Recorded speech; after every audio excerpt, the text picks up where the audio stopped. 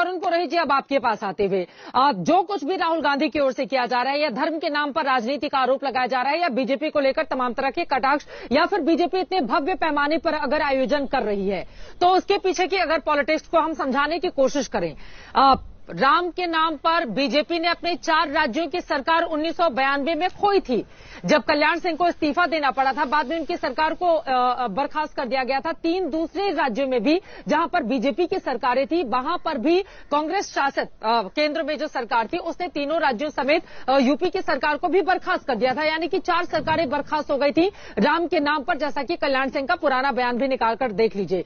दूसरी तरफ मैं जिस विंध्यवासिनी नगर में इस वक्त मौजूद हूं, पीछे आप जाएंगे, यहां पर लाखों की तादाद में भक्त दर्शन करने के लिए आते हैं। आज तक ये जो विंध्यवासिनी का धाम था वो ऐसे ही था, एक उदासी थी, मंदिर भी बहुत पुराना था। आज वहां पर कॉरिडोर का निर्माण किया जा रहा है और भव्य तरीके से मंदिर को लेकर आगे बढ़ रही है सरकार। अगर रास्ते में अगर जाएंगे तो क्या इसको विकास के काम में नहीं जोड़ा जाएगा?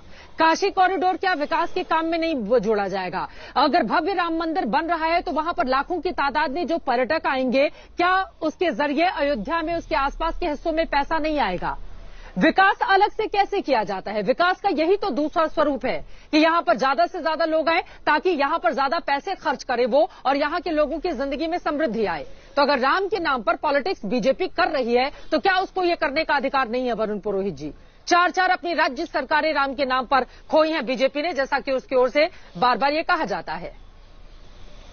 चित्रा जी, बिल्कुल आप स्पष्ट तरीके से बता रहे हो। भारतीय जनता पार्टी 2 से 200 भी राम रथ यात्रा की, अडवाणी जी की यात्रा थी, उसी से पहुंची थी। इनका कोई सामाजिक न्याय से, सामाजिक विकास से कोई लेना देना नहीं है। राम जी के आधार पर ये राजनीति कर रहे हैं, क्लियर है, राजनीति पॉलिटिकल मॉडल है इनका इस बात का।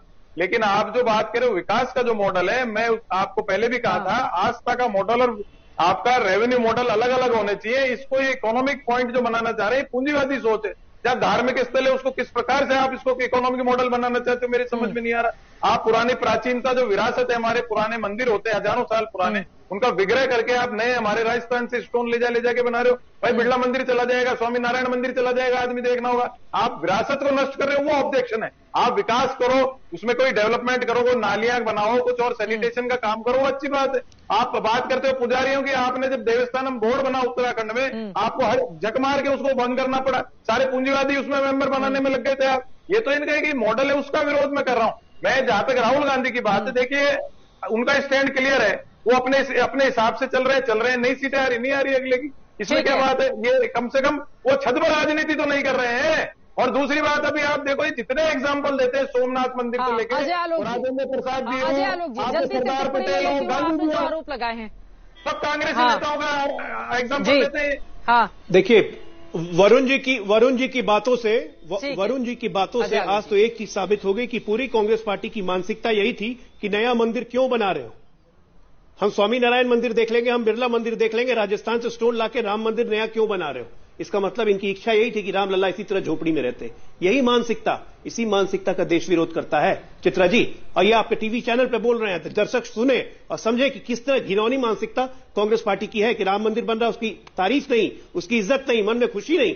कहने क्या जरूरत है बनाने की? क्या जरूरत था? नाली बना देते, रोड बना देते, है ना? जैसे अरविंद केजरीवाल ने कहा था कि सेल नहीं बनाते, राम मंदिर बनाते, तो सोचिए देश का क्या होता। ये मानसिकता है, खत्म मानसिकता, छी वाली मानसिकता। दूसरी बात कहूंगा, प्रियंका जी ने बहुत कन्वीनियंटली अवॉइड किया असदुद्दीन ओवैसी को, राहुल गांधी को। जानती है क्योंकि कॉम्पिटिटिव हिंदुइज्म वो बोल रहे थे ना। एक मिनट बीच में नहीं, वो कॉम्पिटिटिव हिंदुइज्म कह रहे थे असदुद्दीन ओवैसी। सच्चाई ये है, ये लोग लड़ रहे हैं कॉम्पिटिटिव मुस्लिम्स के लिए। ये मुस्लिम तुष्टीकरण कौन ज्यादा कर सकता है, उसी में ये केजरीवाल जी बीच में ये सुंदरकांड लेके आए कि थोड़ा हिंदू भी शांत रहे, लेकिन शांत नहीं रहेगा। ये मानसिकता अभी दिख गई सामने। ये चाहते थे कि रामलला झोपड़ी में ही रहे। मतलब रामलला की मंदिर की तुलना ये करेंगे, बिरला मंदिर देख लेते और विश्वनाथन मंदिर देख लेते। आप सोचिए जरा, आपके सामने ये बोल रहे हैं। ये मानसिकता है कांग्रेस पार्टी की, इनब्रेड मानसिकता है, राम विरोधी चरित्र। और इसलिए बोलने में परहेज नहीं करते दाएं बाएं, डेवलपमेंट मॉडल से घुमा के। इनको पता भी है अयोध्या के कारण देश का बयान सामने आया है। कर्नाटका के मंत्री हैं के.एम. राजन्ना, उनकी ओर से बयान दिया गया है कि जब विवादित ढांचे को गिराया गया था, उस समय जो विहिप या फिर आरएसएस बीजेपी के लोग थे, जाकर 2 गुड़िया उनकी ओर से रख दिया गया था और उसके बाद हल्ला कर दिया गया कि यहां पर रामलला प्रकट हो गए और इस तरह का एक कंट्रोवर्शियल स्टेटमेंट दिया गया है।